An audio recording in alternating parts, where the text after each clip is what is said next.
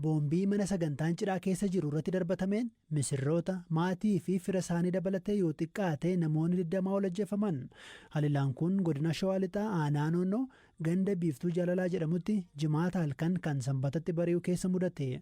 Badii kana hidhattoota finxaaleeyyii jechuun mootummaan ibsutu raawwatee jedhan jiraattotii fi aangawaan BBC'n dubbise. Mana boombiin itti darbatame jedhame keessaa namni lubbuun hafeellee hin jiru jedhameera. Aanaa Noonnoo keessa kan Harargee fi Arsii akkasumas naannoo Amaaraarraa buqqa'an keessa qubatanii akka jiran jiraattonni BBC'n dubbise himaniiru. Jiraataan maqaanaaf dhoksaa jedhanii fi badiin erga raawwatee booda birmachuu himan reeffa adda baasuun akka rakkisaa ture himu. Erga leellaan tibbanaa raawwatee booda dhalattoota Amaaraa lakkoofsaan hin ibsamne yaaddoo nageenyaan qe'ee baqachuu fi manni isaanillee akka gubate himu jiraataan kun akeekkachiisa qabnaa qabiyyeen odeessa kanaa miira siin jeequ mala. Maal odumaa jirraa jaamee watni wayii halkan keessaa naannoo sa'aatii 5 nutti dhaga'ama. Asii kaanee eeggaan itti dhayinnu halkan keessaa naannoo sa'aatii 5 achi geenyee warra lubbuun hafe kana baraaruudhaaf buufata fayyaa finnee eeggaa nuti achi geenyu manni 4 moo 3 bobeera. Achi ta'uggaa immoo halkan keessaa namoonni kunis warruma taatee kana raawwate ofirraa eegaa hoggaa mana kana dhaanfuudhaaf yaallu ibiddi humnaa ol ta'eera. Iddoon isaa iddoo mana cidhaa ture balbalatti cufameeti boombiin itti darbatame. Hoggaa boombiin darbatamu warra immoo hulaa banee gad darbe immoo rasaasaan rukutaa kan keessatti ol deebisa. Baay'ee nama suukanneessa wanni ta'e achi keessatti nama maqaan jedhe baasuun nama dhibaa dargaggeessa bichaa nama umriin isaa waggaa 18 gadi. Bakka takkatti tilmaamaan ati atleast namni 37 namni 39 wanni ta'u bakka lama sanitti gubate. Egasii booda awwaalchi raawwanne. Awwaalchi raawwateera achi lafee guuranii awwaalchi raawwateera maqaan nama adda baasuun nama dhibaa baay'ee gubate.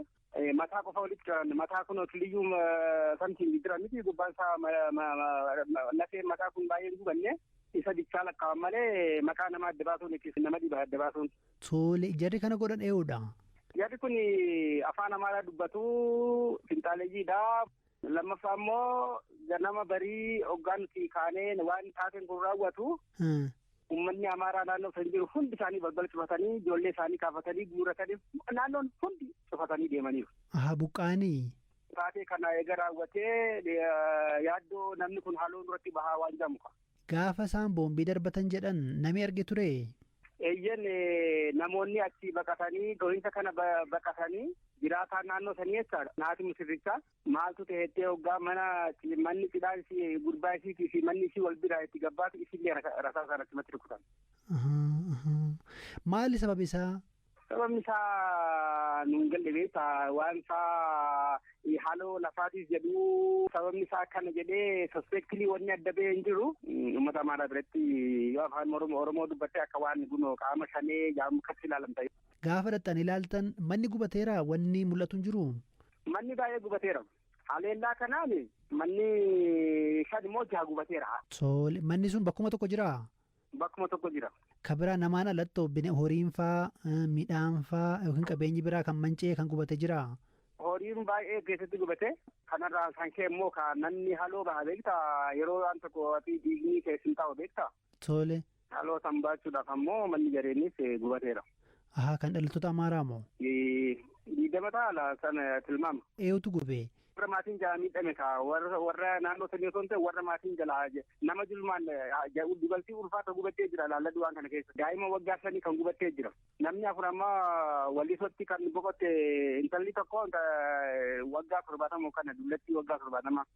Gama kaaniin koomaandi poostii aanaa Noonnoo ta'uu kan BBC'tti himan obbo Tashooma Sabbooqaa lakkoofsi namoota ajjeefamanii yoo xiqqaatee 24 ta'a jedhaniiru. Haleellaan kun uummata mufachiisuu fi erga haleellaan raawwatee booda raayyaa ittisa biyyaa dabalatee humni koomaandoo bakkicha seenuu BBC'tti himaniiru. Zalaalam Taaddasaatu dubbise. Baadiyyaa Amaaraatu raawwate. Manuma cidhaarratti namoonni ammaa fi lakkoofsa isaanii addan ba'an ammayyuu barbaadaa jiru. Naannoo 24 kan jedhamu jira. Sammuu naagaa gana qullaa jira naannoo sana tasgabboofne xinnoo uummanni imooshinaal ta'ee jira. Makkalaakaan waan jiruuf xiqqootti siqanii mana qulqulleessuun wanti ta'ee jira. Mushurraannis du'eeraa jedhani akkan odeeffadhetti odeeffannoo akkasii qabdu. Dhugaadha. Du'eera maal taasisan kun namni jaratti balbala tufteetu boombi ittaatee balbala tufteetu bisa birmatee dhufellee alaatti xiyyiitiidhaan irraa dhoowwite namni tokko bahuu hin dandeenye. Boombi itti darbatanii mana immoo naannoo sana jiru abiddatti kaanii gubanii rimootti gara naannoo kibbaatti dhiyaatti naannoo sana immoo baay'inaan kan qabatee jedhama. Gara Guraageetti jechuudha warra kibbaa keessa. Gara Guraageetti naannoo. Amma haala akkamii keessa jira akka aanaatti maal quba qabdu tasgabbaa'aa jira maalitti jira uummanni. Amma ta'e kaleessa koomaandoos galee makalaakaanis galanii jiru mala amma xiqqoo tasgabbaa'eera jechuuf hin danda'amu amma namni miiruma keessa jira. Akkas keessa irra xiqqoo namatti hin tolu haalli isaan ittiin dubatan sanatu namatti hin tolle. Reeffumtiyyuu adda baasuun rakkisaadha jechuudha akkas taanaan. Adda baasuu miti reenfuma sanayyuu kun reenfaa kun immoo mukayanii adda baasuun hin danda'amu malee kun namaa kun immoo waan ta'e gubatanii adda sadarkaa adda baasuu dadhabudha. Kanaan dura haleellaan akkasii naannoo sanatti dhaqqabee beekaadha deebiin wanti barameeru yookaan argamee beeku. Naannoo immoo asuma naannoo keenya keessa ta'ee waggaa lamaan kanaan dura naannoo booni mattoo jedhamu ganda mattoo sillaaseetti fi akkasitti ta'ee beeka. Boolla tokkotti naannoo nama 10 olii awwaalle akkas xiqqoo deddeebi'eetuma madaalayyiin kun dhofatanii leellaa jimlaadhaanis tokko tokkoon isuma rakkoo uumaa jiru. Warri kana godhan kuniif qaama akkamiidha? Amma isaan asii namni qindeessu jira. Warri akkam godhan warra keessaa waa dabalatanii qaama iddoo biraatiin qindaa'ee dhufu jira.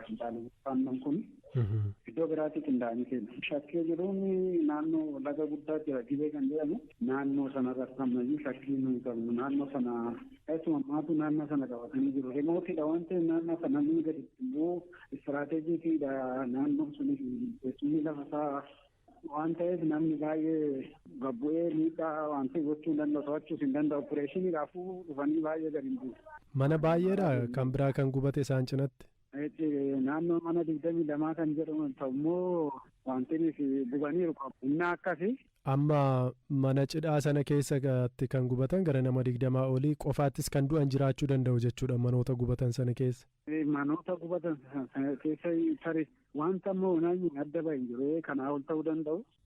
Haleellaan akkanaa aanaa kana keessa yoo raawwatu yeroo jalqabaaf miti. Kana dura haleellaa mootummaan finxaaleeyyii Amaaraa jedhuu fi Shanee jedhu badiiwwan raawwachuun himatamuun isaanii ni yaadatama. Yeroon kana ispoortiitii gabaasawwan amma deemaa jiran akka nutti himu Zalaalam Taaddasaa Istuudiyootti affeeree jira. Zalaalam akkam? Akkam ammayya. Egaa waancaan Awurooppaa taphatamaatu jira. Isa dura garuu dhimmoota garaagaraa gabaabsinee akka hafnu. Erik ten Haag irraa eegallu. Erik ten Haag leenjisa Maanchister Yuunaayitid ta'anii itti fufuu isaanii erga mirkanaa'ees irra deddeebi'anii miidiyaatti dubbataa jiru. Inumaayyuu jaarsi maal ta'an nama jechisiisa. Gammachuu keessas jiru natti fakkaata. Gammachuu keessas kan jiran fakkaata. Dhuguma immoo yaaddoo guddaas qabu ture. Iji miidiyaalee addunyaas isaan irra ta'ee ture erga waancaa FA Kaappii injifatanii kan eegamee ture. Inumaayyuu Maanchister Siitii waancaa FA Kaappii injifata.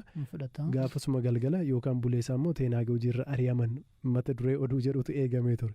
Osoo boqonnaa kurra jiru. Najeeqanii warri Maanchister Yuunaayitid tasuma balbala koorratti argamanii fiiganii dhufanii kilabicha keessa akka turtu murtaa'eera jedhanii gammachuu isaanii naaf ibsanii. Bashannanarra turan isaan. Bashannana koo jeeqanii. Meditiraaniyaanii turanii. Garuu waan guddaadha isaaniif natti fakkaata. Wanta guddaadha. Dhibbaa jala turanii kaanii eegasii bashannanuu dhaqanii inumaa egereen isaanii maal ta'uu danda'a jedhamee eegamaa ture. Lafa isaan jiran dhaqanii garuu itti himuun isaanii immoo kabajas natti fakkaata. Gammachuu guddaa natti fakkaata. Isaan egaa akkuma baacoo fakkeessuuf waan kana jedhan natti fakkaata. Mee dhimmoota waancaa Awurooppaatti immoo haa deebinu. Waancaan Awurooppaa Jarmanitti gaggeeffamaa jira. Itti fufeera guyyaa kaleessaa Ingiliz akka malee dhamaatee injifatteetti. Carraa qabeettidha jechuun danda'ama. Jarri Sarbii akka malee falmaa turan. Keessumaa taphattoonni sarara fuula duraa sararratti isaarra jiran akka malee jabaadha. Xiiqiidhaan taphattu. Sarara gidduurras caalanii ture. Ingilaandi kaleessa injifatamuurraa ooluun ishee carraa qabeettidha jechisiisan sababni isaa Sarbiyaan gahumsa guddaa argisiisaniiru. Galsii tokkotti Beelingam lakkoofseetiin Ingiliz kan ishee mo'achuu dandeesse. Gurbaa kanarratti kan hirkatan fakkaata. Haarikeen dirree keessan turre jechuu dandeessa. Phil Foden taphataa cimaa Pirimeer Liigii jedhamee kan filatame bara xumurame kanatti kaleessa inumaayyuu argine. Bukaayoo Saakaa Declan Rice fi keessumaayyuu Beelingam wayya. Egaa Beelingam taphataa cimaa taphichaas jedhamee filatamee jira. Bara darbee Real Madrid keessattis kan Ingilizii wajjin soolmatti ida'ame Man of the Match 15 argatee jira. Taphataan kun walumaa gala galchiiwwan 26 kilabisaaf biyyasaaf lakkoofsee jira. Taphattoota badhaasa Baaloon d'Oriif dorgoman keessaa tokkodha. Ingiliz garuu bara kan waancaa Awurooppaa hin injifattu yoo ta'e ana hojii kun gadhiisa jedhanii jiru Gareth Southgate leenjisaan garee biyyaalessaa Ingilizii. Wanti kaleessa adda godhu keessaa tokko Deenmaark taphattee ture. Christian Eriksentu galchii lakkoofsee qixana kan isaan xumuran Sloveeniyaa wajjin. Eriksen riikardii galchii biyyaalessaa Deenmaark cabsuuf galchiiwwan 10 hin caalletu saafa nama lammaffaa ta'ee jira. Guyyaa 1100 irratti kaleessa jechuudha. Biyyasaaf taphatee yeroo sana dirree keessatti kufee heart attack yookaan dhibee onnee tasa mudatuun almost du'ee ture. Sekendii 30 jedhameeti lubbuunsaa oole. Sekendii 30. Achi namni oole kaleessa biyyasaaf galchii lakkoofseera gammachuu guddaa ture deeggartoota kubbaa miilaafis kun. Dhugaa. Amma waancaan Awurooppaa gaatti fufeera. Jarman gaafa jimaataa taphattee eegasii booda biyyoonni ramaddee isaanii taphataati jiru. Har'as taphi jiratti fufee. Maal eegna? Tole har'a Oostiriyaa fi Faransaaytu taphata. Faransaay biyyoota waancaa kana injifachuuf carraa qabdi jedhaman keessaati ishee tokkodha. Guddaa galatoomii Zalaalam. Galatoomii baay'ee.